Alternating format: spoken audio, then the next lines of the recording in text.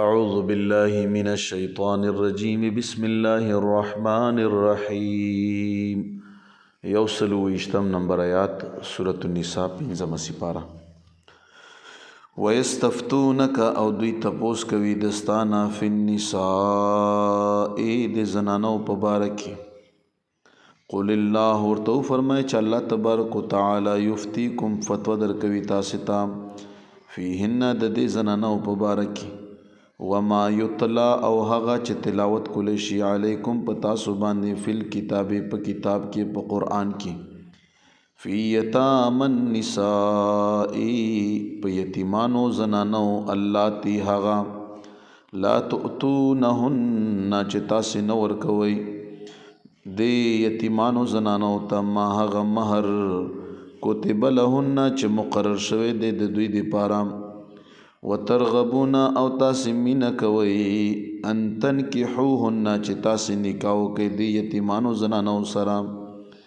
والمستضعفین او هغه چې کمزوري ګڼلی شوي دي من الولدان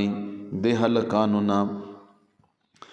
نو هیچا سره هم زیاتی مه کوئ یتیماني زنانو سره تاسو نکاح تړئ نو هغوی له مهر پوره ورکوئ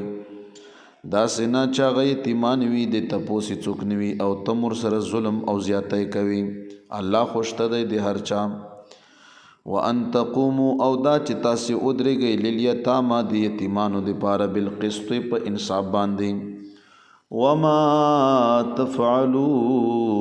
او هغه څه چې تاسو یې کوئ من خیر د نیکۍ نه فإن الله بس بشک الله تبارک وتعالى کان دی به په دې خبره باندې علیما خپوها نو په عربو کې به طریقه دا وه چې یتیمانو زنانو سره به خلکو نکاحونه وتړل نو هغې نه بیا زناور جوړول زناور دا معنی هیڅ حقوق هیڅ ترتیب به نه نو رب العالمین فرمایي تاسو د یتیمانو که هلکان دي که زنانه دي تاسو سره ظلم مه کوئ هلکانو سره هم خلک ظلم کی هغه ځای ورکوي چې هغه پاتې ځای وي په میراث کې یتیم له